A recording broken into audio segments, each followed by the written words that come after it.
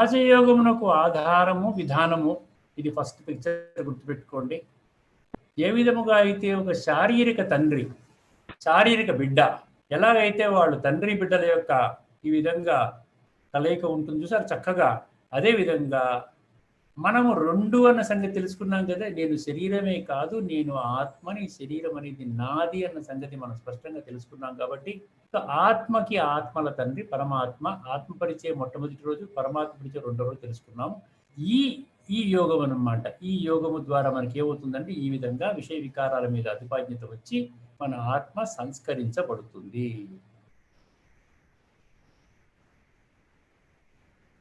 ఇప్పుడు ఎక్కడున్నామో చూసారా? మనం ఇక్కడున్నాం, కలియుగం యొక్క అంతిమ సమయంలో ఉన్నాం. ప్రపంచమంతా విషయ వికారాల వలయంలో ఉందండి. తమో ప్రధానం అంటారు భక్తి మార్గం ప్రకారంగా. మన ఆధ్యాత్మిక పరంగా ఏమంటారంటే తమో ప్రధానము. తమో ప్రధానం అంటే కలియుగం యొక్క అంతిమ స్థితిని తమో ప్రధానము అంటారు. ప్రపంచం అంతా ఎలా ఉందంటే విషయ వికారాల మధ్యలో ఉంది. ఇప్పటికీ మనం ఏమో శాస్త్రాల ద్వారా చూసుకుని ఫలానా ఆయన ఇంకా కలియుగం లక్షల సంవత్సరాలు ఉన్నది, పర్వాలేదు, నేను ఇంకా ఈ కలియుగంలో ఇంకా ఏదో చేసుకోవచ్చును అనేటువంటి దాంట్లోనే ఉన్నాం. ప్రతి ఒక్కరూ దేహభ్రాంతిలో ఉండి ఎలా ఉన్నారండి? కుంభకర్ణుడు, మన రామాయణుడు చూపించే కుంభకర్ణుడు పాత్ర అంటే కంప్లీట్గా నిద్రాణావస్థలో ఉన్నాం అనమాట. నేను ఎవరిని అనే సంగతి గుర్తించలే. ప్రపంచం అంతా కూడా ఎక్కడుందంటే మిసైల్స్.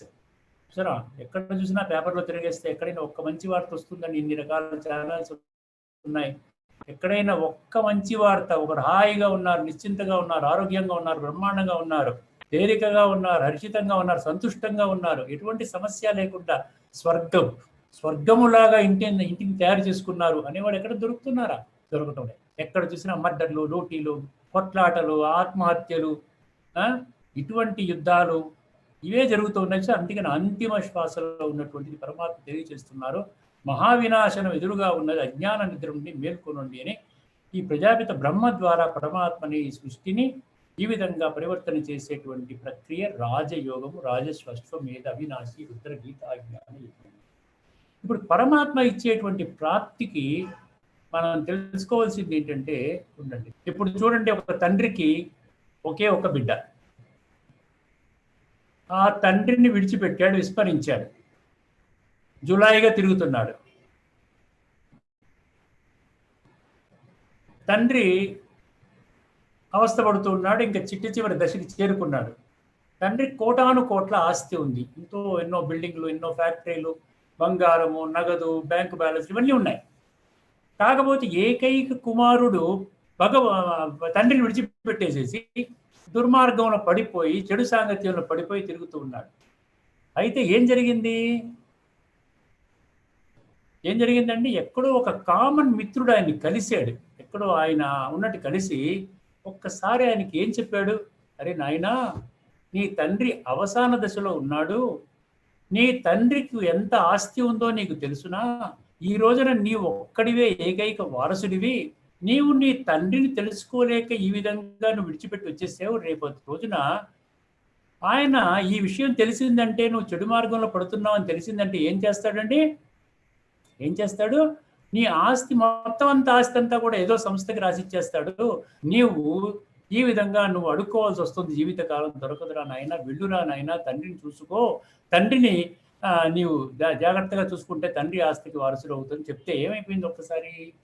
ఒక్కసారి ఏమైపోయిందండి అంటే ప్రాప్తులు, అక్కడ లౌకిక ప్రాప్తులు, వినాశీ ప్రాప్తులు ఏదైతే ఉందో ఒక జన్మకే పరిమితమైనటువంటి ప్రాప్తులను దృష్టిలో పెట్టుకుని ఆ పిల్లవాడు ఏం చేస్తాడు? వెంటనే వచ్చేసి తండ్రి దగ్గర వాలిపోయి, డాడీ నేను వచ్చేసాను డాడీ అని చెప్పేసి కూర్చుని, ఇక నుంచి నీ దగ్గరే ఉంటాను, నీ వ్యవహారాలు చూసుకుంటాను, నీకు మందులు ఇస్తాను, అది ఇస్తాను, ఇది ఇస్తాను అని చెప్పి ఎందుకు వచ్చాడు? ఎదురుగుండా తండ్రి యొక్క ఆస్తి పాస్తులు ఆయనకి 70mm స్క్రీన్లో కనబడుతున్నాయి. కానీ ఈ రోజున మనం పరమాత్మ దగ్గరికి ఎందుకు రాలేకపోతున్నామంటే, ప్రపంచములో ఉన్నటువంటి ఎవ్వరూ ఇవ్వలేనటువంటి ఆస్తిని పరమాత్మ ఇస్తున్నాడు. హయ్యెస్ట్ ప్రాప్తి అనమాట. ఆ ప్రాప్తులు మనం తెలుసుకోలేకపోతున్నాం. గుర్తుపెట్టుకోండి, ఏమిటా ప్రాప్తులు? సత్య త్రేతాయుగాలు స్వర్గము అంటున్నాడు. సత్య త్రేతాయుగాల యొక్క స్వర్గం అంటే ఇప్పుడు కలియుగం యొక్క అంతిమ సమయం తర్వాత ఈ కాలచక్రము ప్రకారంగా కృతయుగము రాబోతున్నది. ఈ కృతయుగములో నీకు జన్మ దొరకాలి అంటే కృతయుగములో నీకు అర్హత పొందేటువంటి సంస్కారాలు నీకు ఉండాలి. ఆ సంస్కారాలకు అనుగుణంగా నీవు కానీ తీర్చిదిద్దుకున్నట్లయితే నీవు అందులోకి రాగలుగుతావు. దాని కొరకు రాజయోగము ద్వారా నీ సంస్కార పరివర్తన చేసుకోవాలి. చేసుకున్నట్లయితేనే వస్తుంది. ఇప్పుడు ఆ ప్రాప్తుల సంగతి తెలియనంత వరకు ఏమవుతుంది, మనం మామూలుగా చేసుకుంటాం. అందుకనే పరమాత్మతో మనం ఏం తెలుసుకున్నాం ఇప్పుడు? ప్రాప్తులు, అదే పరమాత్మతో ముఖ్యంగా పరిచయము, స్నేహము, సంబంధము, ప్రాప్తులు. ఈ విషయం తెలుసుకున్నప్పుడు పరమాత్మతో మనము యోగం చేయగలుగుతాం. ఇప్పుడు చిన్న ఎక్స్పెరిమెంట్ ఒకటి చేస్తాను. పరమాత్మ ద్వారా మనకి కలిగేటువంటి లాభాలు అనేది మీకు, పరమాత్మ ద్వారా కరెంట్ అనేది మీకు ఎలాగ వస్తుంది అన్న సంగతి మీకు అర్థమవుతుంది. ఇన్నాళ్ళు మనము పరమాత్మ నుంచి కరెంట్ తీసుకోలేదు. భగవంతుడు అనే సంగతి విన్నాం, కానీ భగవంతుడికి పరిచయం లేకపోవడం వల్ల పరమాత్మ నుంచి కరెంటు మనకి రావటం లేదు. ఎందుకు రావటం లేదు అంటే, నేను శరీరము ద్వారానే పరమాత్మను అప్రోచ్ అవుతున్నాను, భగవంతుడికి శరీరము లేదు. గుర్తుపెట్టుకోండి. కనబడుతుంది కదండి. నేను ఒక పిక్చర్ చూపిస్తున్నాను, ఇక్కడ ఒక వైర్ చూపిస్తున్నాను, ఒక ప్లాస్టిక్ వైర్ చూపిస్తున్నాను మీకు. ఇందులో రాగి తీగ ఉంది, లోపల రాగి తీగ ఉందండి. సో పరమాత్మకి శరీరం లేదంటే పైన ప్లాస్టిక్ కోటింగ్ లేదు. పైన ప్లాస్టిక్ కోటింగ్ పరమాత్మకి లేదు. కానీ మనం ఏం చేస్తున్నాము, మనము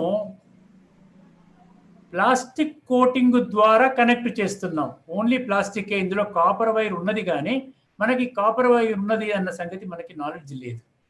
దాంతో ఏం చేస్తున్నామండి, మనం పరమాత్మని ఈ విధంగా కనెక్ట్ చేస్తున్నాం. అంటే ఈ రాగి తీగని ఒక ప్లాస్టిక్ వైర్ కనెక్ట్ చేస్తున్నాం. రాగి తీగని ప్లాస్టిక్ వైర్ కనెక్ట్ చేస్తే ఈ రాగి తీగ నుండి వచ్చేటువంటి కరెంటు ప్లాస్టిక్ తీగలోకి వస్తుందా గమనించండి ఒకసారి. ఎట్టి పరిస్థితిలో కూడా రాదు. తల కింద పెట్టి కాళ్ళు పైన పెట్టి 1,00,000 సంవత్సరాలు తపస్సు చేసినా కూడా మీకు ఈ కరెంటు ప్రవాహం జరగదు. ఇప్పుడు పరమాత్మ మనకి ఎటువంటి జ్ఞానం ఇస్తున్నారంటే, రాజయోగం ద్వారా నిన్ను నీవు తెలుసుకున్నట్లయితేనే నన్ను నీవు తెలుసుకోగలుగుతావు. నిన్ను నీవు తెలుసుకున్నట్లయితే క్షేత్రజ్ఞయోరేవంతరం జ్ఞాన చక్షుష భూత ప్రకృతి మోక్షం చ ఏ విదుర్యాంతి తే పరం. భూత ప్రకృతి అంటే పాంచభౌతిక ఈ యొక్క ప్రకృతి దేహం యొక్క భ్రాంతిని నీవు ఒక అరగంట సేపైనా, ఒక 10 నిమిషాలైనా, 5 నిమిషాలైనా వదలగలుగుతావా? ఎంతవరకు అయితే ఇది నువ్వు చేసుకోలేవో రాదు. ఇప్పుడు పరమాత్మ చెప్పిన దాని ప్రకారంగా పరమాత్మ యొక్క కరెంటు ఈ విధంగా మనకు వస్తోంది. వైరు ప్లాస్టిక్ వైరు తొలగించేసుకొని ఈ విధంగా కరెంట్ వస్తోంది. ఇక్కడ నుండి కూడా కరెంట్ వచ్చింది. ఇక్కడ నుంచి కూడా కాపర్ వైర్ ఉంది. ఇప్పుడు కాపర్ వైర్ కనెక్ట్ చేశాను అనుకోండి, ఏమవుతుంది? కాపర్ వైర్ కనెక్ట్ చేస్తే ఏమవుతుంది? ఇప్పుడు ఏమవుతుందంటే కరెంటు ప్రవాహం జరుగుతుంది. ఈ కరెంటు ప్రవాహం అనేది మనకి ఇప్పటిదాకా లేదండి, గుర్తుపెట్టుకోండి. ఈ కరెంటు ప్రవాహం అనేది దీన్ని ఏమంటారంటే ఆత్మానుభవము, పరమాత్మానుభూతి అంటారు. ఈ ప్రవాహం జరగాలి, అనుభవం జరగాలి అంటే ఖచ్చితంగా ఆత్మానుభూతి జరగాలి. ఆత్మానుభవం అనేది ఎక్కడ జరిగిస్తారు? పరమాత్మ చేత స్వయముగా స్థాపన చేయబడినటువంటి ఈ ప్రజాపిత బ్రహ్మ ద్వారా ఈశ్వరుడు వచ్చారు కాబట్టి ప్రజాపిత బ్రహ్మ కుమారి ఈశ్వరీయ విశ్వవిద్యాలయం ద్వారా అక్కడ ఇచ్చేటువంటి ఉచిత రాజయోగ శిక్షణ ద్వారా ముందుగా మీకు తెలియజేసేది ఏంటంటే ఆత్మానుభవం చేస్తారు. ఒక వారం రోజులు, 15 రోజులు, 20 రోజులు అలాగ ప్రతిరోజు కామెంటరీ పెట్టి ఆత్మానుభవం చేసుకుంటూ నీవు ఆత్మవి అనేటువంటి అనుభూతి చేయించి ఆ విధంగా కనెక్ట్ చేయడం జరుగుతుంది. అప్పుడు మెల్లిగా ఏమవుతుందంటే పరమాత్మ నుండి శక్తులు వస్తాయి. ఇప్పుడు పరమాత్మ నుండి శక్తులు వచ్చేయా లేదా అనే సంగతానికి ఎటువంటి ఆధారం ఉంది చెప్పండి? పరమాత్మ నుండి నాకు శక్తులు వచ్చేయి లేవు అనే దానికి ఎలా మనం తెలుసుకోగలుగుతాం? ఎందుకంటే పరమాత్మ నుండి శక్తి అనుభూతి అవ్వనంత వరకు మీకేంటంటే యోగం మీద అంతగా రుచి అనిపించదు. ఎప్పుడైతే మీరు శక్తిని అనుభవం చేస్తారో అప్పుడు ఆటోమేటిక్గా ఏమవుతుంది, అమ్మో ఈ రోజున నాకు ఎంత అనిపించింది, ఎవరి మీద కోపం చేసేటువంటి పరిస్థితి వచ్చినా కూడా నేను కోపాన్ని తట్టుకోగలిగాను. ఎవరితోనో గట్టిగా అరిచే సన్నివేశంలో కూడా నేను అరవకుండా కంట్రోల్ చేసుకున్నాను. ఈ రోజున ఒక పని అవ్వదనుకున్నాను, కానీ ఆ పరమాత్మ శక్తి నా తోడుండి ఆ పని సఫలం చేసింది. సో ఇటువంటి అనుభూతులు మీకు అతి త్వరలోనే, ఎన్నో జన్మలుగా కుదురినటువంటి అనుభూతులు మీకు కేవలము కొన్ని రోజులు, కొన్ని వారాలు, కొన్ని నెలల్లోనే ఆ చక్కటి అనుభూతి మీకు కలుగుతుంది. అప్పుడు మీలో ఏం జరుగుతుందంటే, ఆత్మ పరమాత్మతో సంయోగం జరిగినప్పుడు ఆత్మలో ఉన్న కుళ్ళు పోతుందండి. ఆత్మలో ఉన్నటువంటి కుళ్ళు ఏదైతే ఉందో, నేను చెప్పేది చూసారా, తమో ప్రధాన సంస్కారాలు ఏవైతే ఉన్నాయో, విషయ వికారాల వలయంలో పడిపోయి తప్పుడు పనులు చేస్తూ, మనం కూడా దేవీ దేవతల దగ్గర పూజ చేసినప్పుడు కూడా మనం ఏంటంటామండి, మీరు చాలా గొప్పవాళ్ళు, దివ్య గుణ సర్వగుణ సంపన్నులు, షోడశ కళా సంపూర్ణులు, మర్యాద పురుషోత్తములు, సంపూర్ణ నిర్వికారులు అంటాం భగవంతుని దేవతల్ని. మనం దేవీ దేవతల పూజ చేసినప్పుడు కూడా మళ్ళీ అక్కడ కూడా మనం ఏంటంటాము, చెంపదెబ్బలు వేసుకుంటున్నామంటే, నేను పాపిని, నేను నీచుడిని, నేను కపటిని, నేను దొంగని, నేను చెత్త పనులు చేస్తున్నాను, నన్ను సన్మార్గంలో పెట్టు. సో ఇటువంటి మాటలు మనం మాట్లాడతాం. అంటే మనం తక్కువగా చూస్తాము, పరమాత్మని చాలా చాలా ఎత్తుగా మనం చూస్తాము, చాలా గొప్పవారిగా మనం చేస్తాం, ఈవెన్ దేవతల్ని కూడా. అందుకని భగవంతుడు అంటున్నాడు, ఇప్పుడు మీరు నాతో కరెంటు కానీ చేసినట్లయితే, నాతో కనెక్ట్ చేసినట్లయితే, మీకు కరెంటు పాస్ అవుతే మీలో ఉన్నటువంటి కుళ్ళంతా పోతుంది. మీ కుళ్ళు పోతుంది అనడానికి నిర్వచనం ఏంటంటే, ఇప్పుడు చూసారా, ఎన్నో లక్షల మంది ఎవరైతే ఈ సభ్యులు ఎవరైతే ఉన్నారో, సోదర సోదరిమణులు ఎవరైతే ఈ యొక్క యోగాభ్యాసం చేస్తున్నారో, చాలా మంది అనుభవాలు మీకు యూట్యూబ్లో కనబడతాయి. అయితే బ్రహ్మకుమారిస్ www.brahmakumari.com కూడా ఎంతో మంది వాళ్ళ అనుభవాలు చేస్తూ ఉంటారు. నేను వచ్చానండి, నా కింద ఇన్ని రకరకాల వ్యసనాలు ఉన్నాయండి, నేను బాగా చైన్ స్మోకర్ అండి, లేకపోతే నేను ఆల్కహాలిక్ అండి, లేకపోతే నాలో ఆవేశం ఎక్కువగా ఉండేదండి, నేను చాలా నాకు రకరకాల అనారోగ్య సమస్యలు ఉన్నాయి, డయాబెటిక్ ఉండి వచ్చాను, బీపీ షుగర్లు ఉన్నాయి, ఇలాగ రకరకాల సమస్యలతో ఈ రాజయోగం ద్వారా నేను ఎంతో సంపూర్ణంగా నా ఆత్మని కడుక్కునేటువంటి దశగా నేను చేరుకున్నాను. ఇప్పుడు నాకు సంపూర్ణంగా శాంతిగా ఉన్నాను, ఎల్లప్పుడూ ఆనందంగా ఉంటాను, సంతుష్టంగా ఉంటాను, చాలా మంచి జీవితం పొందుతున్నాను, మంచి ఆనందం పొందుతున్నాను. ఇటువంటివన్నీ కూడా మీకు ఒక మంచి ఎక్స్పీరియన్స్ ఉన్నటువంటి, చూడండి ఎంత ఒక మీకు చిత్రం కనబడుతుందా ఎవరికైనా? నేను వేసిన చిత్రము, ఇక్కడ ఒక చిత్రం మీకు చూపించాలి. ఒక కిరాతకుడు సుమారుగా ఒక 4000 మందిని హత్య చేశాడండి ఒక ఆయన. ఆయన బందిపోటు, ఎక్కడ, చంబల్ లోయలో ఉన్నటువంటి బందిపోటు. ఎప్పుడు ఎమర్జెన్సీ టైంలో 75, 76 ఆ సమయంలో ఎమర్జెన్సీ టైంలో అక్కడ ఉత్తరప్రదేశ్లో ఉన్నటువంటి బందిపోటు దొంగలు వాళ్ళందరూ కూడా ప్రభుత్వం వాళ్ళు లొంగ తీసుకొని వాళ్ళకి చెప్పి, చక్కగా మీకు అన్నిటికీ కూడా మీకు మమ్మల్ని చూసుకుంటాం, మీరు లొంగిపోండి, ప్రజల్ని చంపకండి మీరు ఇంకా అని చెప్తే చాలా మంది బందిపోట్లు లొంగిపోయారు. లొంగిపోయిన తర్వాత వాళ్ళని ఏం చేశారంటే జైలులో పెట్టారు. అంటే వాళ్ళ ఉరి తీయకుండా అటువంటి కండిషన్ మీద అక్కడ జయప్రకాష్ నారాయణ గారు మిగతా వాళ్ళ యొక్క చొరవ ద్వారా చేసుకుని వాళ్ళు లొంగిపోయారు. లొంగిపోయిన తర్వాత ఆగ్రా జైల్లో ఉన్నటువంటి ఒక పంచం సింగ్ అనే ఒక డాకు, ఈ రోజున మీకు తెలుసో తెలియదో, ఈ ప్రపంచం యావత్తులో జైళ్ళు ఉంటాయి కదా, దొంగతనాలు చేసిన వాళ్ళని, తప్పుడు పని చేసిన జైలు పెడతారు, శిక్షిస్తారు కదా. జైళ్లలో కూడా బ్రహ్మకుమారి సేవా కేంద్రాలు నెలకొల్పడం జరిగింది. మనకి ఢిల్లీ తిహార్ జైల్లో ఉంది, ఇక్కడ వైజాగ్లో ఉన్నటువంటి సెంట్రల్ జైల్లో కూడా బ్రహ్మకుమారి సెంటర్ ఉంది లోపల. అలాగా చాలా జైళ్ళకి రక్షాబంధనం రోజున సిస్టర్స్ వెళ్తారు, చక్కటి ఆ స్వీట్స్ అవి చేసి తీసుకుని వెళ్ళి వాళ్ళకి ఆత్మజ్ఞానం ఇచ్చి, మారండి నాయన, మీరు మారండి, మీ ఆత్మజ్ఞానం ద్వారా, రాజయోగం ద్వారా మారండి, మీలో మార్పు తెచ్చుకోండి అని చెప్పి చక్కగా ఒక అన్నయ్య అని పలకరించి ఆ విధంగా వాళ్ళు సేవ చేస్తూ ఉంటారు. అటువంటి సేవ ఆగ్రా జైల్లో ఉన్నటువంటి ఈ బందిపోటు, నేను ఇప్పుడు చిత్రాలు చూపించబోతున్నాను మీకు, ఆ బందిపోటు చిత్రాలు. ఆ విధంగా వారికి అక్కడ జ్ఞానం అందింది. ఎక్కడ? ఆగ్రా జైల్లో ఉన్నటువంటి ఆ బందిపోటు పంచం సింగ్ అని పేరు.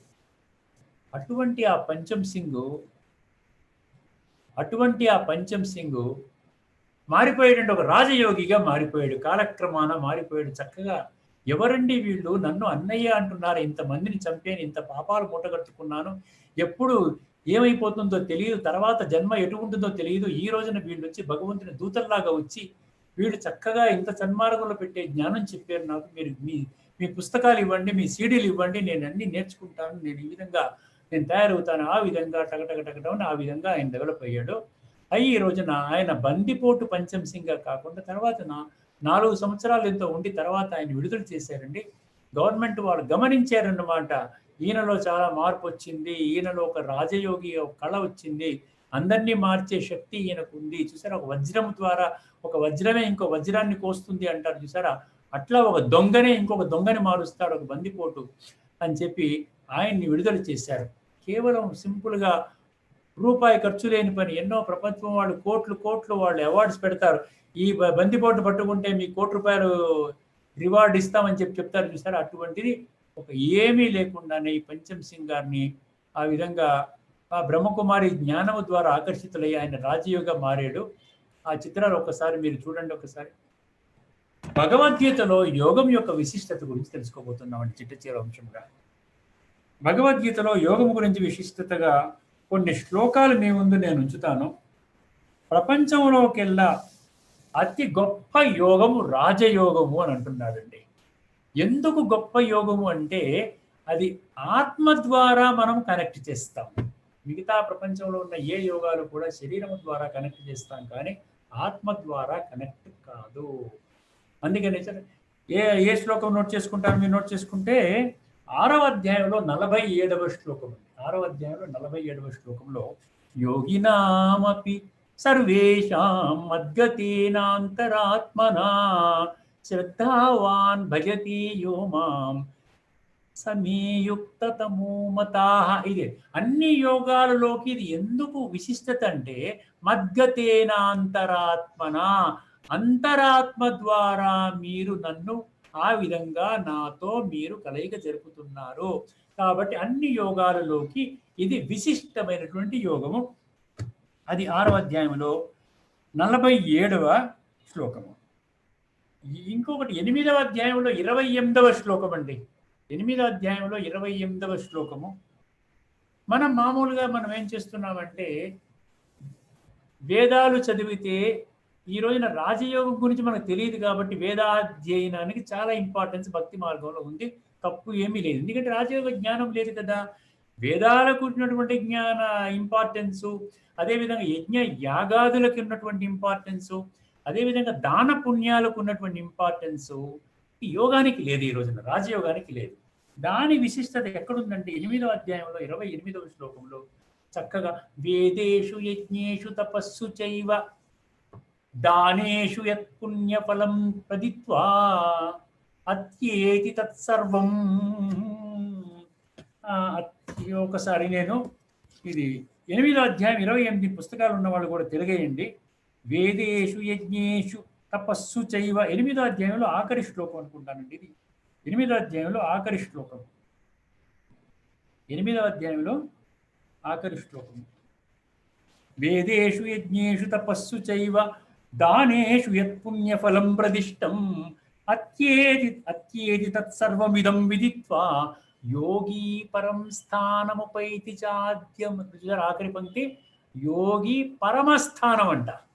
ఉపైతి అంటే పొందుతాడు, మరియు చ అంటే మరియు, ఆద్యం అంటే నంబర్ 1లోకి వస్తాడండి యోగి. అంటే వేదాధ్యయనం చేసిన వాళ్ళు వెనుకుండిపోతారు, దాన పుణ్యాలు చేసిన వాళ్ళు వెనుకుండిపోతారు, యజ్ఞ యాగాదులు చేసిన వాళ్ళు కూడా వెనుకుండిపోతారు. వీళ్ళందరికంటే ముందు ఎవరు వస్తారు? యోగము ద్వారా వస్తారు. పరమాత్మ చెప్పినటువంటి జ్ఞానము ద్వారా మనకి శాంతి అనుభవం అవుతుంది. ఇంకా దేని ద్వారా కూడా నిశ్చలమైనటువంటి శాంతి మనకు అనుభవం కాదు. భోక్తారం యజ్ఞతపసాం సర్వలోక మహేశ్వరం సుహృదం సర్వభూతానాం జ్ఞాత్వా మాం శాంతి మృచ్యతి అంటాడు. అక్కడ అందరూ నా పిల్లలు అన్న విషయం మనకు స్పష్టంగా అర్థమవుతుందండి. ఎవరిని కూడా మనం కించపరచకూడదు. మనం భలే గొప్పింట్లో ఉన్నాము, గొప్పవాళ్ళగా పుట్టే, మన కర్మ బాగుంది, మనం చక్కగా ఉంది, మన సంస్కారాలు బాగున్నాయి, మన జన్మ బాగుంది. ఈ రోజున ప్రపంచములో అందరూ కూడా ఒకే రకమైనటువంటి సంస్కారాలతో లేరు. అందరూ రకరకాల సంస్కారాలతో ఉన్నారు. మీ ఇంట్లో బంట్రోతుగా పనిచేస్తున్నారు, మీ కారు డ్రైవర్గా పనిచేస్తున్నారు, మీ ఇంట్లో పని మనిషిగా ఎవరో వచ్చారు. వాళ్ళ కర్మ బాగోలేదు కాబట్టి వాళ్ళ పదవులు తక్కువగా ఉన్నాయి. కానీ పరమాత్మ దృష్టిలో అందరూ సమానం. పరమాత్మ దృష్టిలో పరమాత్మ ఎక్కడైనా ధనం ఆధారంగా కానీ, ఒక చక్కటి రూపం ఆధారంగా కానీ, మిగతా భౌతిక వ్యవహారాల ఆధారంగా పరమాత్మ యొక్క స్నేహం ఉంటుందో ఆలోచించండి. అందుకనే మీకు 3 శ్లోకాలు చెప్పబోతున్నాను. 9:29, 6:9, 5:18. అంటే పరమాత్మతో సమానత్వం పరమాత్మ ఎలాగిస్తున్నాడు అనేది ఒకసారి మీరు గమనించండి. 9:29. కొద్ది సమయంలోనే నేను ముగిస్తాను. పరమాత్మ అనుభూతి చేయించడం కోసం అని చెప్పి ఇంకొక గారు మీకు వస్తారు. ఎందుకంటే 7:10 అవుతుంది. ఇంకొక 5-6 నిమిషాల్లో నేను ముగిస్తాను. దయచేసి గమనించండి. ఇక్కడ కొన్ని విషయాలు ఏదైతే ఈ చిత్రాలు నేను చూపించడంలో కాస్త నాకు టెక్నికల్ సపోర్ట్ ఇక్కడ లేకపోవడం వలన నేను ఏదైతే కొన్ని విషయాలు మీకు చూపించలేకపోయాను, చెప్పలేకపోయానో అది నేను రేపు చాలా స్పష్టంగా కవర్ చేస్తాను. క్వశ్చన్ ఆన్సర్ సెషన్స్తో పాటు మీకు స్పష్టంగా మీకు కవర్ చేస్తాను. ఇది నేను మీకు హామీ ఇస్తూ ఉన్నాను. 9వ అధ్యాయంలో 29లో ఏమంటారు, మనము కులం ఆధారంగా, మన జాతి ఆధారంగా, మన డబ్బు ఉన్నవాళ్ళు అందరూ sir birds of the same feather flock together. ఒక డాక్టర్ చక్కగా మాట్లాడతాడు, ఒక యాక్టర్తో మాట్లాడతాడు, ఒక ధనికుడితో బాగా మాట్లాడతాడు. ఆ విధంగా కాకుండా పరమాత్మ ఏమంటాడు, అందరూ నాకు సమానమే. సమూహం సర్వభూతేషు నమే ద్వేష్యోస్తి న ప్రియ. నాకు అందరూ కావాలి, అందరూ నా సంతానమే. ఏ విధంగా తల్లి తండ్రికి 10 మంది పిల్లలు ఉన్నారనుకోండి, ఒక పిల్లవాడు సరిగ్గా చదువుకోవటం లేదు, ఒక పిల్లవాడు చాలా టాప్లోకి వెళ్ళిపోయాడు, కలెక్టర్ ర్యాంక్ వెళ్ళిపోయాడు, లేదా ఇంకొక పిల్లవాడు ఇండస్ట్రీ పెట్టి చాలా గొప్పవాడైపోయాడు, ఇంకో పిల్లవాడికి చదువు అబ్బలేదని చెప్పి ఈ పిల్లవాడికి ఎంటేస్తాడా తండ్రి చెప్పండి? అంతే ప్రేమ ఇస్తాడు, అంతకంటే గొప్పగా ప్రేమిస్తాడు. ఎందుకంటే అమ్మో ఈ పిల్లవాడిని జాగ్రత్తగా చూసుకోవాలండి, ఈ నా 4వ కొడుకుని జాగ్రత్తగా కనిపెట్టుకోవాలి, ఎందుకంటే తన కాళ్ళ మీద తను ఇంకా నిలబడలేదు. అట్లా సమూహం సర్వభూతేషు అన్నాడు చూసారు అక్కడ. హిందూ భూతేషు, క్రిస్టియన్ భూతేషు అనలే, సర్వభూతేషు నమే ద్వేష్యోస్తి న ప్రియ. ఒకరంటే అతి ప్రేమ లేదు, ఒకరంటే నాకు ద్వేషభావం లేదు. ఏ భజంతి తు మాం భక్త్యా మైతే, ఎవరైతే నన్ను ఈ విషయం తెలుసుకుంటారో అటువంటి వాళ్ళ మీద నేను బలిహారం అవుతాను. 6వ అధ్యాయం 9వ శ్లోకం నుండి ప్రపంచంలో ఉన్నటువంటి వాళ్ళందరినీ కూడా 9 రకాలుగా విభజించాడు. అందరి పట్ల ఒక ప్రేమ ఉండాలంట. ఇదంతా రాజయోగం ద్వారానే సాధ్యమవుతుంది, కానీ ఇంకో విధంగా సాధ్యం కాదండి. సుహృన్మిత్రార్యుదాసీన మధ్యస్థ ద్వేష్య బంధుషు సాధుస్వపి చ పాపేషు సమబుద్ధిర్విశిష్యతే. ఇది కుదురుతుంది మీకు. అంటే మంచివాళ్ళు, సుహృదం అంటే మంచివాళ్ళు, మన వెల్ విషర్స్ అనమాట. మిత్రులు అంటే ఫ్రెండ్స్. ఉదాసీన అంటే మధ్య, ఆ విధంగా ఉంటారు, ఇండిఫరెంట్గా ఉండేటువంటి వాళ్ళు, పట్టించుకోరు ఏమీ కూడా. మధ్యస్థంగా అంటే అటుగా ఉంటారు, ఇటుగా ఉంటారు, ఇద్దరికి మధ్యలో ఇద్దరికి కూడా హెల్ప్ చేస్తూ ఉంటారు. ద్వేష్య అంటే వాళ్ళు మనం ద్వేషించాలి, మామూలుగా అయితే ద్వేషించాలి, ఎందుకంటే మనం అనుకున్నట్టుగా జరగటం లేదు. బంధువులు అంటే మనం చూసారా, బంధువులు మన మిత్రులు, బంధువులు అంటాం కదా, మన చుట్టాలు. సాధువులు పాపిష్ఠులు, పాపాత్మలు. సాధువులు అంటే పుణ్యాత్మలు, మహాత్మలు, సాధువులు, సన్యాసులు, గురువులు అందరినీ మనం గౌరవిస్తాం, కానీ పాపాత్మల్ని గౌరవిస్తామా? అటువంటి వారి పట్ల కూడా సమాన భావన మీకు ఉన్నట్లయితే అదే ఆ విధంగా సాధు స్వపిత పాపే సమబుద్ధి ఉన్నట్లయితే మీరు విశేషంగా ఉంటారు. ఇంకొక విషయంలోనండి ఎంత బాగా చెప్తాడంటే, ఈ రోజున మనం ఎవరిని గౌరవిస్తామని చెప్పండి? బ్రాహ్మణ, క్షత్రియ, వైశ్య, శూద్ర అని 4 రకాలుగా విభజింపబడినటువంటి మనుషులలో భౌతిక ప్రకారంగా, జన్మ ప్రకారంగా విభజించుకున్నటువంటి విషయంలో ఒక బ్రాహ్మణుడిని చాలా బాగా గౌరవిస్తాం. అదేవిధంగా ఒక శూద్రుడిని మనము అంటారనేవాడుగా చూసి కొంచెం దూరంగా పెడతాం. ఈ విధంగా వచ్చే దూరం ఉండరా, నువ్వు కూర్చో, రావద్దు, నేను పిలిచినప్పుడే రా, కొంచెం అహంకారపూరితంగా మనం దూరం పెడతాం. కానీ ఇక్కడ ఈ శ్లోకం ద్వారా చూస్తే పరమాత్మ ఎంత స్పష్టంగా మనకి జ్ఞానాన్ని అందిస్తున్నాడో అర్థమవుతుంది. చూడండి, విద్యా వినయ సంపన్నే. ఇది ఏ శ్లోకం అండి? 5:18, 5వ అధ్యాయం 18. విద్యా వినయ సంపన్నే బ్రాహ్మణే గవిహస్తిని శునిచైవశ్వపాకే చ పండితా సమదర్శిన అన్నాడు. విద్యా వినయ సంపన్నుడైనటువంటి బ్రాహ్మణుడంట. విద్యావంతుడైన బ్రాహ్మణుడు, మామూలుగా బ్రాహ్మణుడు అంటేనే మనం గౌరవిస్తాం. బాగా చదువుకున్నవాడు ఇంకా పెద్దగా గౌరవిస్తాము. వినయ సంపన్నంగా ఉంటే ఇంకా గౌరవిస్తాం, పాదాబంధనం చేస్తాం, ఎంతో గౌరవిస్తాం. అది హైయెస్ట్ లెవెల్ అన్నమాట. ఇంకొక విధానంలో ఏం చెప్పడం జరిగింది ఆలోచించండి ఒకసారి. శునక మాంసము తిన్నటువంటి చండాలుడు అన్నాడు. మామూలు చండాలుడు అంటేనే మనకు అగౌరవం. శునక మాంసము తినుకుంటూ మీరు ఎదురుగుండా వస్తే అటువంటి వాడిని కూడా ఈ విధంగా సమానంగా నువ్వు గౌరవించగలిగితే నువ్వు చాలా గొప్పవాడివి నాయన. ఎందుకంటే ఎప్పుడు గౌరవించగలుగుతామంటే ఆత్మగానే మనం చూస్తాం, శరీరపరంగా మనం ఏం చూడము. ఆయన ఏం చేస్తున్నాడు ఆత్మగానే మనం చూస్తాం. అందుకనే ఉన్నాడు సునిచైషుపాకేచ పండిత సమదర్శిన. అర్థం చేసుకోండి, అటువంటి వాడే పండితుడు, అందరూ కాదు. ఇందాక నేను మీకు చిత్రం చూపిస్తాను, మీకు రేపు చూపిస్తాను పంచం సింగ్ గారి చిత్రం. అంటే ఎంత దరిద్రమైనటువంటి స్థితిలో ఉన్నప్పటికీ కూడా ఈ రోజున మీరు అనుకోవచ్చు, ఇన్ని రకరకాల పాపాలు చేసి 4,000 మందిని ఆ విధంగా చంపినటువంటి ఈయనకి పరమాత్మ దొరుకుతాడా? ఇటువంటి వాళ్ళని కూడా పరమాత్మ రక్షిస్తాడా? పరమాత్మ ఆ విధంగా చేదోడు వాదోడుగా ఉండి తన మార్గంలో నడిపించి తీర్చిదిద్దగలుగుతాడా? శక్తి ఉందంటే అది పరమాత్మకి మాత్రమే ఉంది, గుర్తుపెట్టుకోండి. అంటే ఎందుకు చెప్తున్నాడంటే ఈ శ్లోకము ద్వారా పరమాత్మ, నేను మీలో మీరు చేసినటువంటి చెడుని నేను చూడను, నాకు అవసరం లేదు, మీరు నా బిడ్డ, మీరు నా చేయి పట్టుకున్నట్లయితే ఒక సాధువుకి ఏ విధంగా అయితే గౌరవం ఇస్తానో అంతే గౌరవం నేను ఈ పాపాత్ముడికి కూడా నేను ఇస్తాను. అదే శ్లోకంలో ఉందని గమనించండి, 9:30 అండి. అపిచేత్సు దురాచారో, అతి దురాచారపరుడు, ఇందాక చెప్పాను చూసారా, అపిచేత్సు దురాచారో భజతే మాం అనన్యభా సాధురేవ సమంతవ్యచ సమ్యక్ వ్యవసితో హి సదా. అర్థము ఇదనమాట. సాధువుతో సమానంగా ట్రీట్ చేసి సాధువుకి ఏ విధంగా అయితే స్వర్గప్రాప్తిని కలిగిస్తానో అటువంటి నికృష్టమైనటువంటి వాడిని కూడా, తక్కువ జాతి కానివ్వండి మన దృష్టిలో, అటువంటి వారిని కూడా పైకి లేపి ఆ విధంగా అతనికి సాధువు సమానంగా స్వర్గప్రాప్తిని నేను కలుగ చేస్తాను. ఇక్కడితో ఆపేద్దామండి. ఆఖరిగా నేను ఒక శ్లోకం మీ అందరికీ చెప్పదలుచుకున్నాను. ఈ రోజున శత్రువులు అంటే మనం ఏదో యుద్ధరంగంలో పాండవులు కౌరవులు అనేటువంటిది అనుకున్నాం, కానీ అటువంటి వివరణ ఎక్కడా కూడా లేదు. ఒక్క స్పష్టత మీరు తెలుసుకోండి. భగవద్గీత ద్వారా అర్జునుడు యుద్ధం చేశాడు, భగవద్గీత ద్వారానే అర్జునుడు యుద్ధం చేశాడు. భగవద్గీత అంటే 574 శ్లోకాలు భగవాను వాచి తెలుసుకోండి. అందులో ఉన్నటువంటి పరిజ్ఞానము మనకి రాజయోగము ద్వారా రాజయోగము వైపు తీసుకుని వెళ్తోంది, కానీ యుద్ధశాస్త్రం అని ఆ విధంగా లేదు. అక్కడ ఎటువంటి ఆధారాలు కూడా మనకి లేవు. కేవలం ఒక 12 శ్లోకాల్లో యుద్ధము, రణము, సంగ్రామం ఉన్నాయి. 92 శ్లోకాల్లో యోగం అనే పదం ఉన్నది. ఆ యుద్ధము, రణము, సంగ్రామం కూడా విషయ వికారాల మీద యుద్ధము చెయ్యాలి నాయన అనేటువంటి విధానంలోనే సాగింది.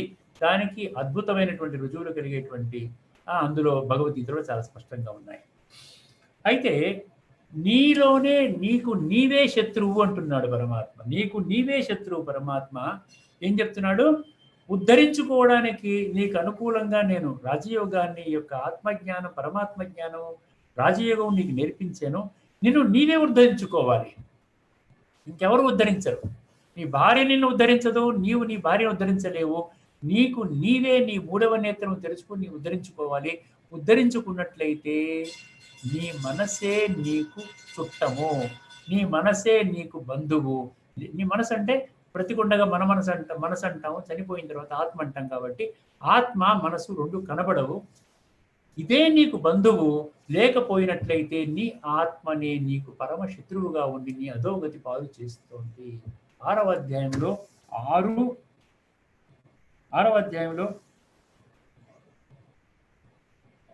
5-6 అండి, నోట్ చేసుకోండి. ఉద్ధరేదాత్మనాత్మానం నా ఆత్మానం అవసాదయే ఆత్మైవ హి ఆత్మనో బంధువు ఆత్మైవ రిపురాత్మన. అక్కడేముంది? ఆత్మనే నీకు బంధువుగా పనిచేస్తోంది. నువ్వు ఆత్మజ్ఞానిగా అయినట్లయితే, ఆత్మజ్ఞానిగా కాకపోయినట్లయితే నీ ఆత్మనే నీకు శత్రువుగా పనిచేసి నీ అధోగతికి కారణమవుతుంది. కానీ పరాయి వాడెక్కడా నీకు శత్రువు కాడు. బంధురాత్మ ఆత్మనస్తస్య ఏనాత్మైవాత్మనాచిత అనాత్మనస్తు శత్రుత్వే వర్తేత ఆత్మైవ శత్రువత్. నీకు నీవే 13 సార్లు వాడేటువంటి ఆత్మ అనే పదం ఈ 2 శ్లోకాల్లో. ఆత్మవి, నీవు ఆత్మవి. ప్రపంచంలో ఇతరత్ర ఏ సంస్థలో కూడా ఆత్మ పరమాత్మ అనే పదాలు వాడరండి. కేవలం పరమాత్మచే స్వయముగా స్థాపన చేయబడినటువంటి యొక్క బ్రహ్మకుమారి సేవా కేంద్రంలోనే ఆత్మ జ్ఞానము, పరమాత్మ జ్ఞానము, సంపూర్ణ రాజయోగము నేర్పించడం జరుగుతుంది. ఉచిత రాజయోగ కోర్స్ అనేది మీకు 7 రోజుల పాటు మీకు ఇస్తారు. చివరిగా ఒక చిన్న అనౌన్స్మెంట్ చేసి నేను ఈ యొక్క ప్రవచనం కాదు, ఈ యొక్క వర్క్షాప్ నేను ముగిస్తూ ఉన్నాను. నేను ఎవరికైతే ఇంగ్లీషు బాగా అర్థమవుతుందో, ఇంగ్లీష్లో ప్రతి శ్లోకం యొక్క తత్వం అంటే యథార్థంగా నా జీవితానికి పనికొచ్చే విధానాన్ని నేను తత్వగీత అని చెప్పి ఒక శీర్షికనిచ్చి ఒక వాట్సాప్ గ్రూప్ రన్ చేస్తూ ఉన్నాను. సుమారుగా ఒక 3-4 సంవత్సరాల నుండి ఒక 2000 మంది సభ్యులు అందులో ఉన్నారు, డిఫరెంట్ గ్రూప్స్లో. వారందరికీ కూడా నేను ప్రతిరోజు ఒక శ్లోకాన్ని, అందులో ఉన్నటువంటి చాలా ఆ తత్వాన్ని, అర్థం కానటువంటి తత్వాన్ని అరటి పండు ఒలిచినట్టుగా మీకు స్టెప్స్లో మీకు అర్థం చేయించి, రాజయోగం యొక్క విశిష్టత, గీతలో చెప్పినటువంటి జ్ఞానం యొక్క విశిష్టత, ఆ గీత యొక్క విశిష్టత, యూనిక్నెస్ ఆఫ్ గీత అని చెప్పి, అదేవిధంగా simple and logical explanation of Tattva in Gita versus అని చెప్పి నేను అందరికీ ఉచితంగానే పంపిణీ చేస్తూ ఉన్నాను. దీన్ని తత్వగీత ఎపిసోడ్స్ అంటారు. ఇంట్రెస్ట్ ఉన్నటువంటి వాళ్ళు, నేను మామూలుగా చెప్తాను, మీరు ఆ వీడియో వింటే మీరు మళ్ళీ నా టెలిఫోన్ నెంబర్ మీకు తెలిసిపోతుంది. 7702759892 770278992 89592 అని చెప్పాను కదండి. 77027899592 మీ వాట్సాప్ నుండి please add me in the group అని చెప్తే మీకు తత్వగీత ఎపిసోడ్ నెంబర్ 1 అనేది మీకు నేను పంపించడం జరుగుతుంది. ఈ కార్యక్రమం అయిపోయిన తర్వాత మీరు అది స్టార్ట్ చేయవచ్చు. దీన్ని ఇతరత్ర అందరికీ కూడా మీరు పంపించవచ్చు. ఇప్పుడుతో నేను ఈ రోజున రాజయోగ ముఖ్యంగా మనం ఏం తెలుసుకున్నామండి, ఆత్మ పరమాత్మతో కలయిక. రాజయోగం ద్వారా మనలో పరమాత్మ యొక్క దివ్య శక్తులు, గుణాలు మనలో ప్రసరితం అవుతాయి. అక్కడ నుండి మనలో చైతన్యం వస్తుంది, మనలో దివ్యత్వం వస్తుంది, మనలో వెలుగు వస్తుంది. అసతోమా సద్గమయ, తమసోమా జ్యోతిర్గమయ, మృత్యోర్మ అమృతంగమయ అని మనం ఏదైతే మనం ఆలపిస్తూ ఉన్నామో దానికి సంపూర్ణమైన సమాధానం లభిస్తుంది. మనకి ఆ శక్తులు, గుణాల ద్వారా మనము ఇది మంచి, ఇది చెడు అనే స్పష్టత ఇంకా చక్కగా రావటం వలన చెడుని విస్మరిస్తాము, సన్మార్గంలో పడతాము, మన ఆరోగ్యం బ్రహ్మాండంగా ఉంటుంది. మనము ఆ విధంగా ఈ జన్మలో కూడా సుఖము, శాంతిగా, ఆనందంగా ఉంటూ తదుపరి రాబోయేటువంటి సత్యయుగంలో కూడా మనం అడుగుపెట్టడానికి తగినటువంటి క్వాలిఫికేషన్ మనకి సమకూరుతుంది. ఓకే అండి, థ్యాంక్ యూ వెరీ మచ్. మళ్ళీ పునః మనం రేపు కలుసుకుందాం. ఇప్పుడు తదుపరి కార్యక్రమాన్ని 7702789592 770227. మళ్ళీ మీరు చూసినట్లయితే మీకు యూట్యూబ్లో కూడా మీకు నెంబర్ రిపీట్ అవుతుంది కాబట్టి, కాకపోతే కింద సిస్టర్స్ కానీ ఏమన్నా స్క్రోలింగ్లో కూడా వేయచ్చు. 770227899592. ఇప్పుడు రాజయోగ అనుభూతి అనేది తదుపరి కార్యక్రమంగా అందరూ కూడా అటెన్షన్ పే చేయండి. ఎందుకంటే అనుభవం అనేది ముఖ్యం, జ్ఞానం ముఖ్యం కాదు. జ్ఞానం కేవలం థియరీ మాత్రమే. అనుభవం అనేది ఏం చేస్తుందంటే ఆ యొక్క థియరీని మన జీవితంలో ఎలా ఉపయోగపడాలో అనేది చక్కగా మనందరికీ కూడా తెలియజేస్తారు. ఓం శాంతి. రాజయోగ అభ్యాసం, దీనికి ఆధారం మొదట దేహభ్రాంతిని తొలగించి అంతర్భాగంలో ఉన్న ఆత్మ చింతన చేస్తూ మనస్సును పరమాత్మ స్వరూపంపై స్థిర చిత్తంతో అతన్ని ప్రేమతో జ్ఞాపకం చేస్తూ పరమాత్మ ప్రేమలో లీనం కావడం. రాజయోగ అభ్యాసం ఇది బుద్ధి నేత్రంతో చేసేది.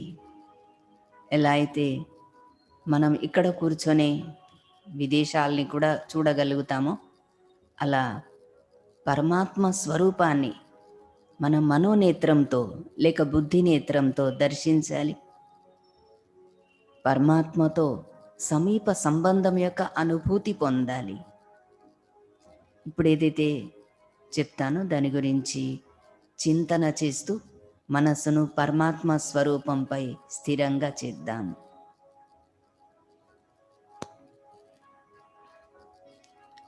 ఓం శాంతి.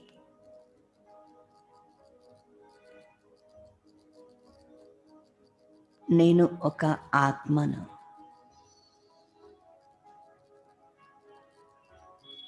చైతన్య శక్తిని.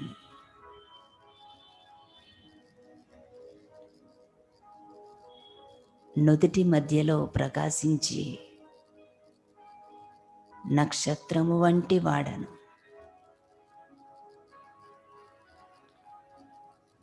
నేను ఆత్మ. శరీరం అనే వస్త్రాన్ని ధరించి సృష్టి నాటక రంగస్థలముపై పాత్రధారిగా పాత్రను అభినయిస్తూ ఉన్నాను. నేను అనేక జన్మజన్మలుగా సృష్టి రంగస్థలముపై పాత్రను అభినయించి పూర్తి చేసుకున్నాను. నేనిప్పుడు నా నిజ ధామము నా తండ్రి వద్దకు వెళ్ళవలసి ఉన్నది.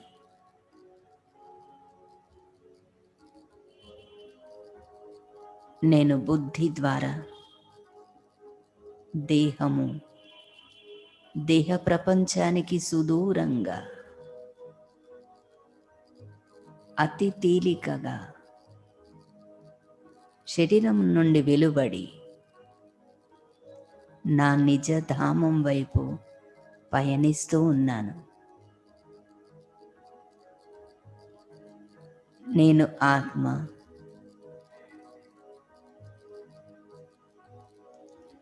బుద్ధి ద్వారా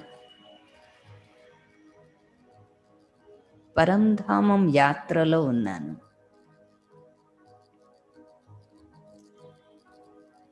నేను ఈ దేహ బంధనాలకు సుదూరంగా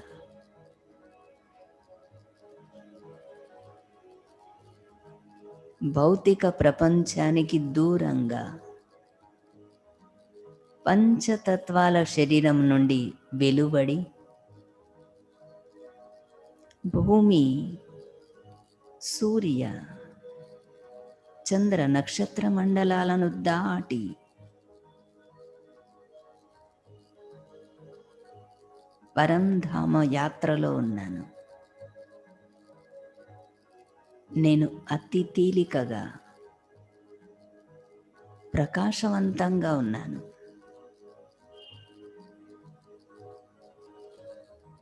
నేను బుద్ధి ద్వారా పరంధామానికి చేరుకున్నాను. నేను నా మనోనేత్రముతో నా తండ్రి స్వరూపాన్నే చూస్తూ ఉన్నాను. నేను జ్యోతిర్బిందు స్వరూపాత్మను. నా తండ్రి పరంజ్యోతి. నేను అతడికి అత్యంత సమీపంగా ఉన్నాను. అతడి నుండి అపారమైన ప్రకాశ కిరణాలు నాపై ప్రసరిస్తూ ఉన్నాయి. పరంజ్యోతి కాంతిని నేను పొందుతూ ఉన్నాను. నేను అత్యంత ప్రకాశవంతంగా ఉన్నాను.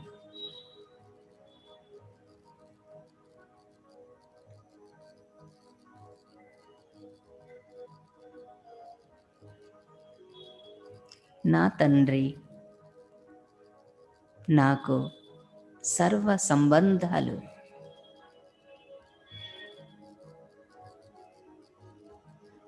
నాకు నిజమైన మిత్రుడతడు.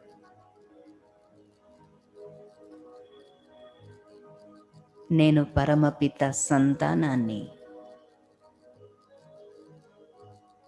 నేను అతడికి సుపుత్రుడను.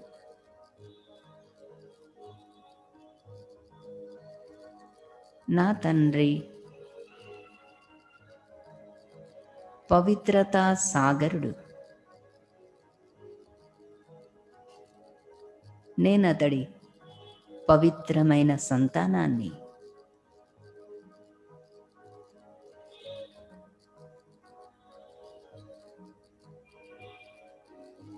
అతడే నాకు తల్లి, తండ్రి, పరమ గురు, పరమ శిక్షకుడు. అతడే నాకు రక్షకుడు. సర్వ సంబంధాలు, సర్వస్వము అతడే. నా బరువు బాధ్యతలన్నీ అతడికి అప్పగించి నేను తేలికగా ఉన్నాను. నా భారాలన్నీ తొలగిపోయాయి. నేను ఈ సృష్టిలో నిమిత్త మాత్రుడిగా, పాత్రధారిగా ఉన్నాను.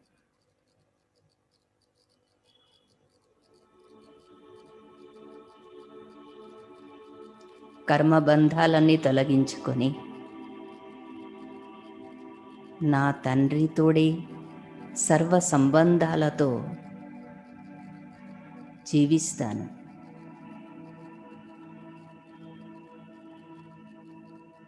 అతడే నాకు తోడు, నీడ.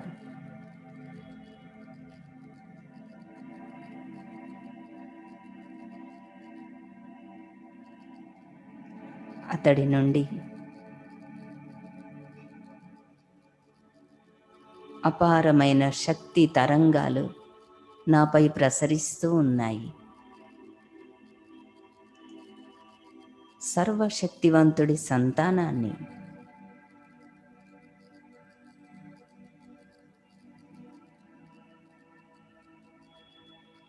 అతడిపై నా దృష్టి కేంద్రీకృతమై ఉంది. నా చిత్తం శాంతించింది.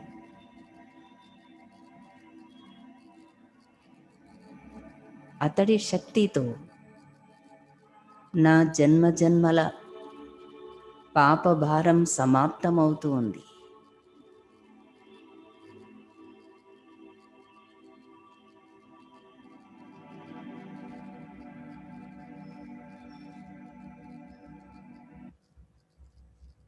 నా తండ్రి ప్రేమ సాగరుడు. నేనతడి సంతానం, ప్రేమ స్వరూపాన్ని.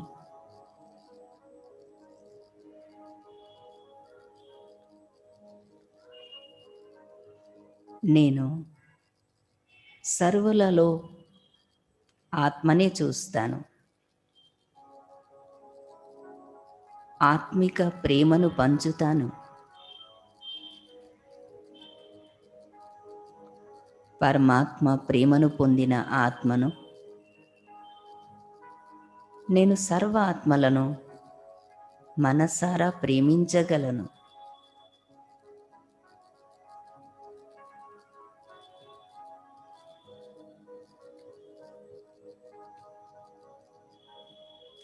నా తండ్రి ఆనంద సాగరుడు.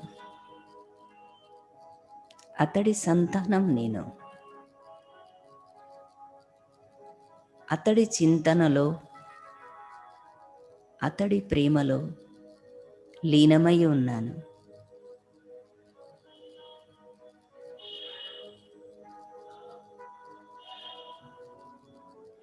నా తండ్రి నాకు పరమశిక్షకుడు. నా జీవితానికి దిశానిర్దేశం చేసే నావికుడతడు. నా జీవిత నౌకను నడిపించే నావికుడు, సర్వసమర్థుడు, సర్వశక్తివంతుడు, సర్వజ్ఞుడు.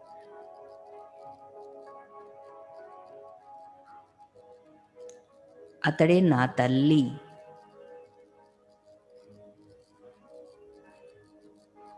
జ్ఞానమాహారంచే పాలన చేసేవాడు. జ్ఞానామృతాన్నందించే, అమరత్వాన్నిచ్చే అమరనాథుడు నా తండ్రి.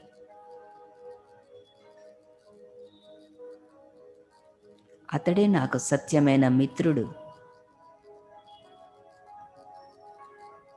నా మనస్సులోని భారమంతా నా సత్యమైన మిత్రుడితో పంచుకుంటాను. అతడితోనే చర్చిస్తాను.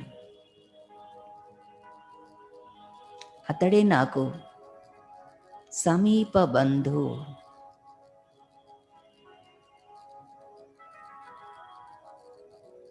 నాకు శాశ్వతమైన సుందరుడతడు.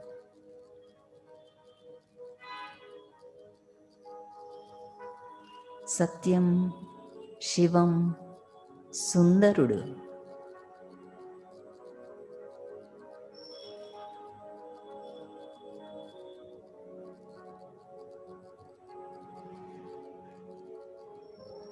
పరమపిత, నీవే నాకు సర్వ సంబంధాలు. జీవితానికి తోడైన తండ్రి, ప్రాణానికి ప్రాణమైన తండ్రి, నీ కర్తవ్యాలను ఎలా కొనియాడగలను? నా జన్మ జన్మల దుఃఖాన్ని హరించి సుఖమిచ్చిన సుఖదాతవు.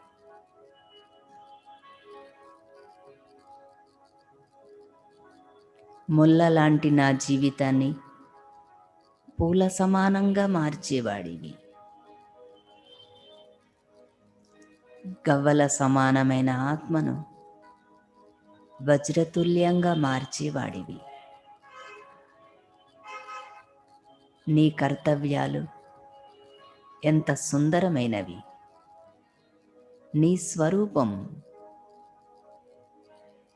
పరం జ్యోతి స్వరూపం, శాశ్వతమైన సుందరుడవి,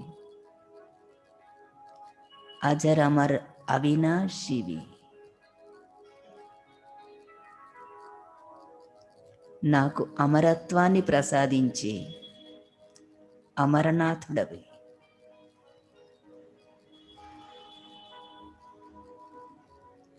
జీవితానికి తోడైన తండ్రి, సదా నీ ఆజ్ఞానుసారమే నడుస్తాను.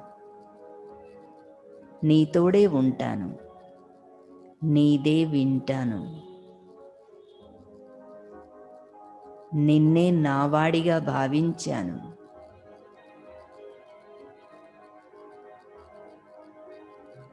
పరమపిత, పరమహితౌషివి నీవు.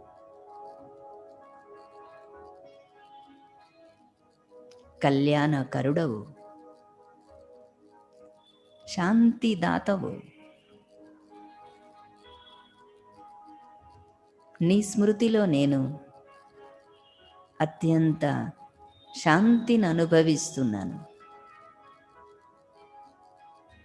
పరం శాంతిలో నిమగ్నమై ఉన్నాను. నా చుట్టూ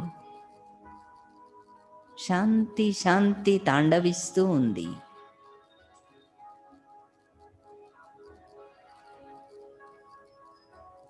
నేను అఖండమైన శాంతిలో నిమగ్నమై ఉన్నాను. నా చుట్టూ శాంతి శక్తి తరంగాలు వ్యాపిస్తూ ఉన్నాయి.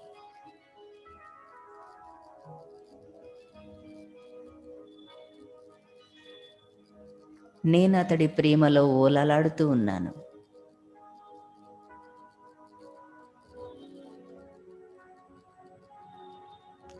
అతడి నుండి శక్తి కిరణాలు నాపై ప్రసరిస్తూ ఉన్నాయి. నాలోని అంధకారం సమాప్తమవుతుంది. బలహీనతలన్నీ నశిస్తూ ఉన్నాయి. నా భారమంతా తొలగి తేలికగా ఉన్నాను.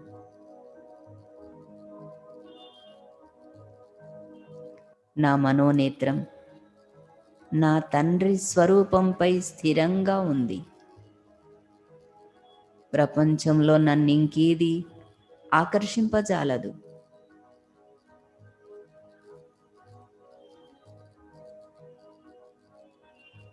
నేను పరం జ్యోతిపై ఆకర్షితమైన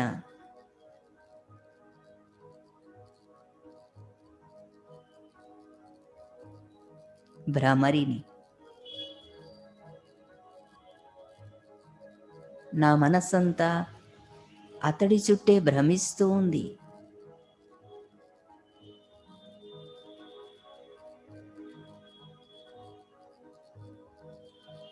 నా మనస్సు పరుగులు తీయడం శాంతించింది. నా మనస్సు సుందరంగా అవుతుంది. నా హృదయమంతా అతడి ప్రేమతో సమృద్ధిగా నిండింది. నేను అతడి స్మృతిలోనే శాంతి దూతగా, శాంతి అవతారంగా సాకార ప్రపంచంలో, సాకార శరీరంలో నేను వ్యవహరిస్తాను. ఓం శాంతి.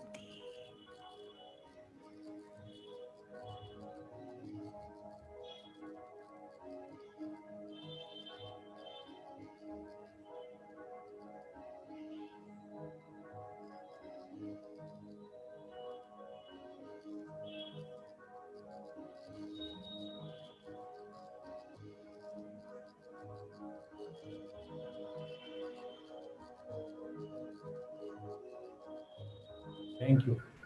సో అందరికీ మరొకసారి ధన్యవాదాలు. ఈ రోజున కొంచెం టెక్నికల్గా కొంచెం ఇబ్బంది పెట్టింది. ఏదో నేను రాంగ్ కీ ప్రెస్ చేయటం వలన దయచేసి అందరు మనస్ఫూర్తిగా అర్థం చేసుకొని గ్యాప్స్ ఏవైతే ఉన్నాయో నేను రేపు కొంత సమయం తీసుకొని 10-15 నిమిషాలు తీసుకొని కవర్ చేస్తాను దయచేసి. ఎందుకంటే టెక్నికల్గా మేము ఏమి జీరో అనమాట, టెక్నికల్ జీరో సెట్ చేసి ఏదో కొంచెం స్టెప్స్ రాసుకుని ఆ విధంగా మేము ఈ కంప్యూటర్ ఓపెన్ చేయండి. ఎందుకంటే ప్రత్యక్షంగా సభల్లో చెప్పడమే అలవాటు, కానీ ఈ టెక్నికల్గా ఈ జూమ్ యాప్లో పెట్టుకుని ఎక్కడ ఏది ప్రజెంట్ చేయాలి, ఎలా ప్రజెంట్ చేయాలి అనేటువంటి నాలెడ్జ్ లేకపోవడం వలన ముఖ్యంగా ఇది గమనించండి. రాజయోగం అనేది విశిష్టత, దీనికి మించినటువంటి రాజయోగం ఇంకొకటి లేదు. దయచేసి ఇది ఉచితం. ఇంకోటి చూడండి, మనకి ఎంతో ధనం ఖర్చు పెట్టుకొని ఎన్నో రకరకాల ప్రయత్నాలు చేస్తాం, చివరికి మనము ఉచితంగా దొరికేటువంటి రాజయోగం ద్వారా దొరికే ప్రాప్తులు మనం పొందలేకుండా ఉన్నాం. కాబట్టి ప్రతి ఒక్కరు కూడా దయచేసి దగ్గరలో ఉన్నటువంటి సేవా కేంద్రానికి వెళ్ళండి. మీరు 7 రోజులు ఒక ఇంట్రొడక్టరీ కోర్స్గా మీ అందరికీ తెలియజేయడం జరుగుతుంది ఉచితంగానే. తర్వాత అడ్వాన్స్డ్ కోర్స్ కింద మీకు ఇంట్రెస్ట్ ఉన్నట్లయితే తర్వాత యోగానుభూతి చేస్తారు. అలాగా పరమాత్మ యొక్క మహావాక్యాలు జ్ఞాన మురళి అంటారు అక్కడ దాన్ని. ప్రతిరోజు కూడా ఒక 45 మినిట్స్ సుమారుగా జనరల్ టైమింగ్స్ ఏంటంటే 7 నుంచి 7 గంటల 45 నిమిషాల వరకు ఇది ఉంటుంది. ఉదయం ఉంటుంది, సాయంకాలం కూడా ఉంటుంది. ఇప్పుడు కరోనా కాబట్టి ఆన్లైన్లో జరుగుతూ ఉన్నాయి ఈ క్లాసెస్ అన్నీ కూడా. దయచేసి మీరందరూ కూడా ఒక గంట సేపు సుమారుగా లెటర్సే మీకోసం కేటాయించుకుని మీ యొక్క జీవితాన్ని సంపూర్ణంగా సుఖమయంగా, శాంతిమయంగా, ఆనందమయంగా, ముఖ్యంగా ఏంటంటే సదాకాలికంగా ఉండాలండి. అన్నీ బాగుంటే నేను ఆనందంగా ఉంటాను, నాకు నచ్చకపోతే టెన్షన్లోకి వస్తాననే విధానం నుంచి మనం ఏం చేయాలి? అసిద్ధ్యో సమోభూత్వ అన్నాడు చూసారా? సిద్ధించినా సిద్ధించకపోయినా కూడా నా యొక్క మానసిక స్థితి చెక్కు చెదరకుండా ఉంటుంది. కాబట్టి దాన్నే సమత్వ యోగం అంటున్నాడు భగవద్గీతలో. అదే యోగం అనమాట. ఆ యోగం మీకు అతి త్వరలోనే ఇన్ని లక్షల మంది అనుభవం చేస్తున్నారంటే ఎంత మీకు స్ఫూర్తిదాయకం చూడండి. ఎన్నో దేశాలలో ఉండి వేరే వేరే డిఫరెంట్ రిలీజియన్స్ వాళ్ళు కూడా సత్యాన్వేషణ కోరుకునే వాళ్ళండి. ముఖ్యంగా సత్యం కావాలి, నాకు సత్య మార్గం కోసం వెతుకుతున్నాను, నాకు దొరకలేదు, ఇప్పటి వరకు ప్రశ్నలతోనే ఉన్నాను కానీ నాకు ప్రశ్నకి ప్రసన్నంగా సమాధానాలు ఇప్పటి వరకు నాకు దొరకలేదు అనుకునేటువంటి వాళ్ళు ఏం చేస్తారంటే ఆ విధంగా పరిగెత్తుకుంటూ వచ్చి వాళ్ళు ఆ విధంగా ఈ ఉచిత రాజయోగ ప్రసాదాన్ని వాళ్ళు స్వీకరిస్తారు. సో మరొక మనం ధన్యవాదాలు.